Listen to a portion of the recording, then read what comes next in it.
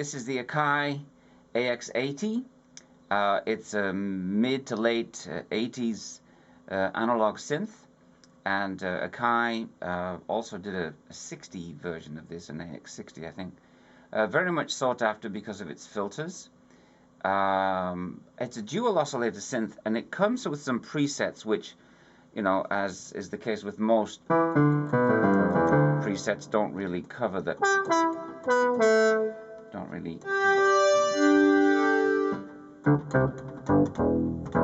do the synth justice. And you'll notice as I play some of these notes, the keys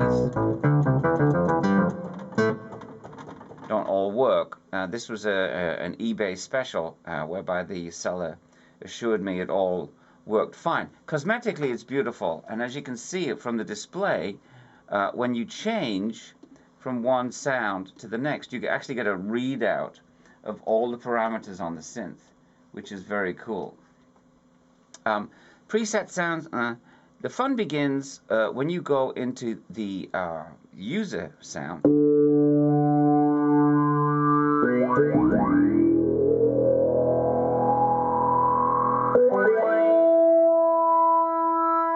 Okay.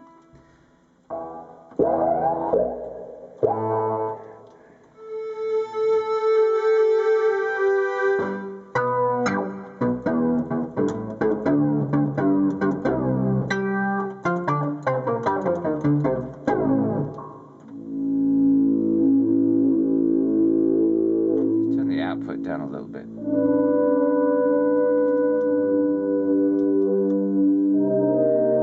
Now, what you can do, because it's you can see this control panel over here is dedicated to editing and so on, but you can, it actually has a chord memory, so if I can reach a chord, it'll now remember that chord.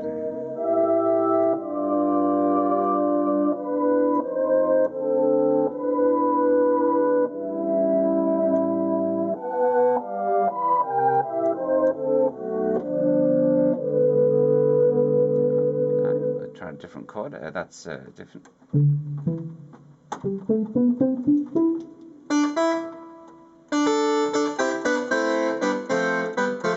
Hard to do a demo when the keys don't.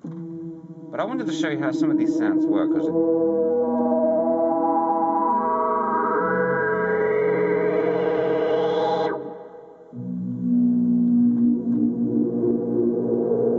Let's bring in, has a hold button instead of a hold pedal. So when you do the chord memory as well,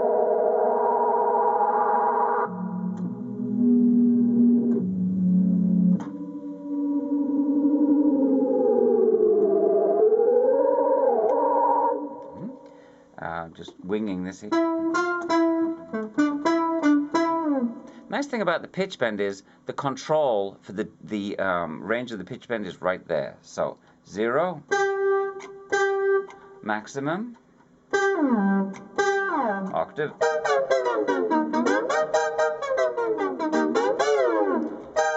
So no menus to mess with. The modulation wheel is interesting because it has two settings. Again, you have minimum and maximum. Let's try a different sound here.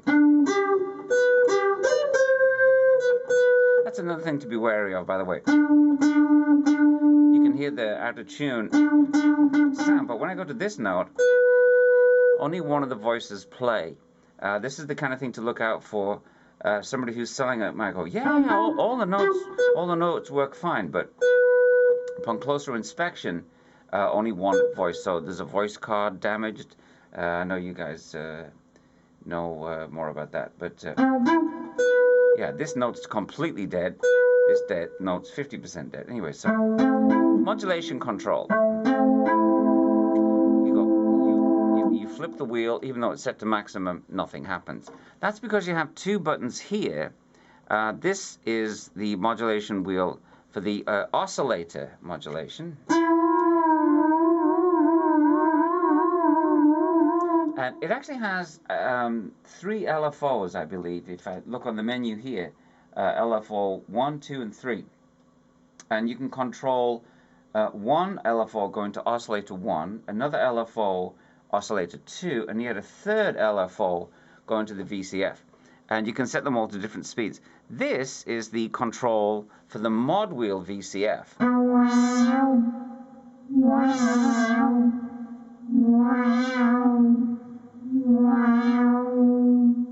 Okay, you get the idea.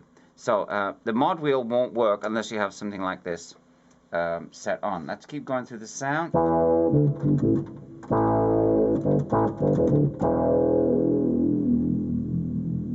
That one has a bit of vibrato built in.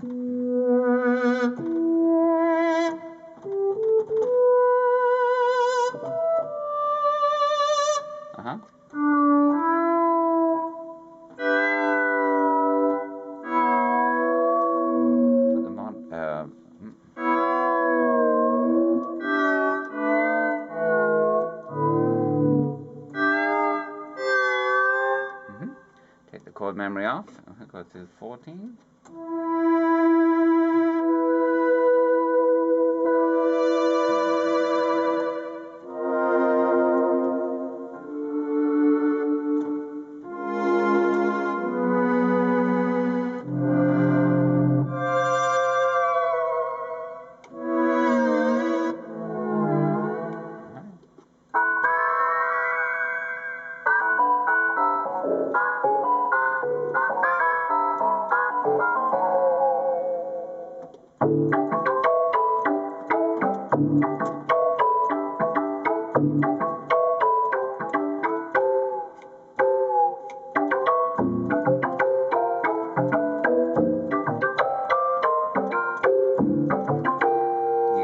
Very playable.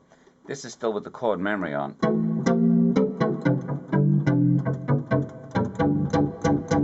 Filter very nice and juicy on that. Take the chord memory off, 18.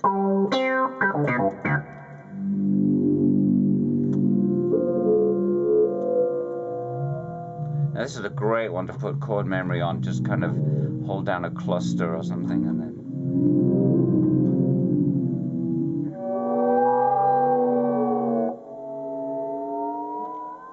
but of course the polyphony doesn't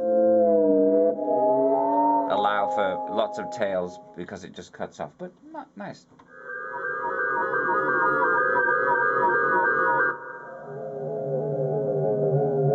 Let's bring in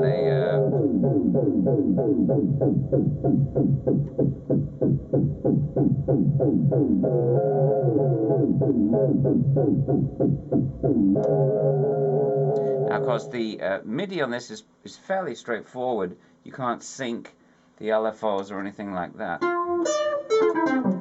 And I don't think there's much control you can use. Someone said you can use this. This is the editing control, which I'll look at in a second. They said...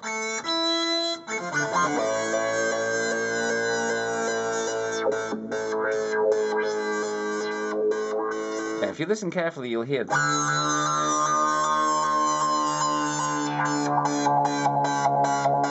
The VCF is modulating at a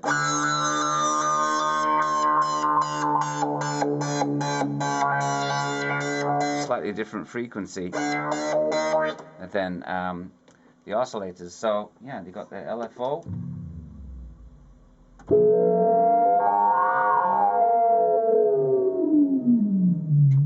That's just one note. There's no chord memory on that. Let's try that again. Ah, great.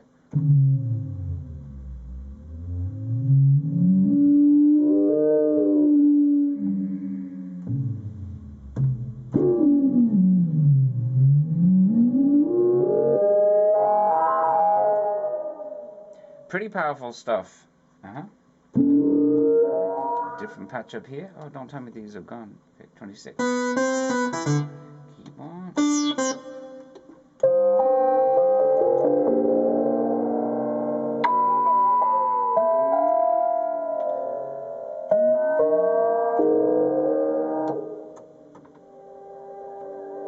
Kind of a, weird. And then you have a whole bank of B, another 32. It is velocity sensitive, Oscillator 1 right here, you've got frequency range 1684, a triangle and a square wave, and then you can mix the two together. Oscillator 1 has the pulse width and the pulse width modulation speed. It has a sub-oscillator which provides an octave lower. I think the Juno 106 has that. So Oscillator 1 has, you know, that section there. Here's where the cross modulation, because you have frequency is tunable. You can detune Oscillator 2. Has the same waveforms, saw and square and mix. Here's the cross modulation, whereby Oscillator 2 will modulate Oscillator 1. There's the envelope depth. And there's two envelope generators. There's one assigned to the VCF and one assigned to the VCA. And you can have different settings. Actually, there's three envelope generators stenciled in here. One that just controls the VCA, one that does VCA, VCF, and the other one does VCF only.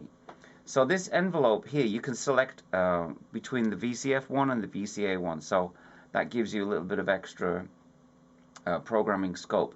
Oscillator 2 has its own level. Oscillator 1 has its own level. The filter, it does track. There's a key follow, key velocity. So it's there's a high pass filter, the envelope generator depth, resonance, which self-oscillates, as you could hear, and the cutoff frequency, standard VCF. LFO, like I mentioned, you have depth, speed, delay, 4 waveforms, and this is how you scroll between the different LFOs. Oscillator 1 has its own oscillator. LFO, Oscillator 2 has its own LFO, and the VCF has its own LFO. Envelope generator over here, as I said, you've got 3 layers. It's an AD-SR. So I like those. I think those are much nicer to work with. Has key follow, which is good, which means it will alter the envelope shape as the keys note rises. And here's an overall setting for key velocity and an overall setting for level. That takes you through all the parameters. And as I said,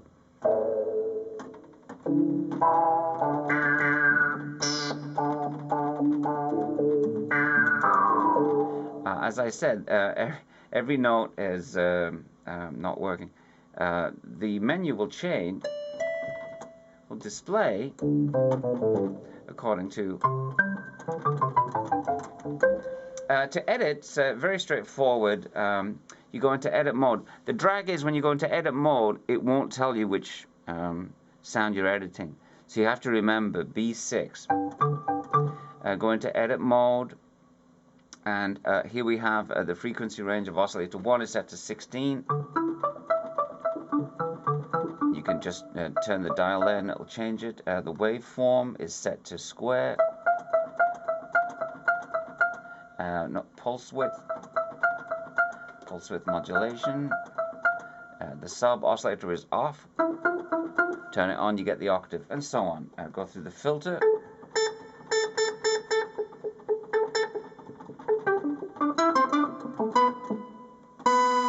Now, someone said you can use this control in real time. You can do that on the Casio stuff, the HT700. You can do real time filter control, but you can't with this one. It'll do it for every note, but it won't do it while you sustain. So the Casio has one over on the Akai on the HT700. So that's basically it. There's no effects. Here's the master tune here. On the back, you do have pedal inputs, MIDI in, out, and through. Fairly straightforward. A great synth to get hold of. I mean, you could hear a small sample of what some of those pads could do on the.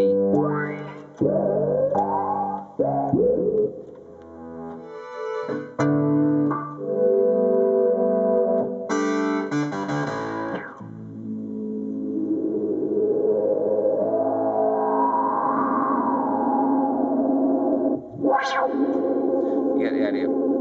So that's the AX90. I haven't really done it justice because unfortunately mine isn't in perfect working order, but that gives you the overall layout. Very cool synth, I think, if you can get hold of it. A lot of programming possibilities, and just sad that mine needs to go to the doctor, doesn't it? Anyway, so there we go. Thanks, hope you enjoyed it.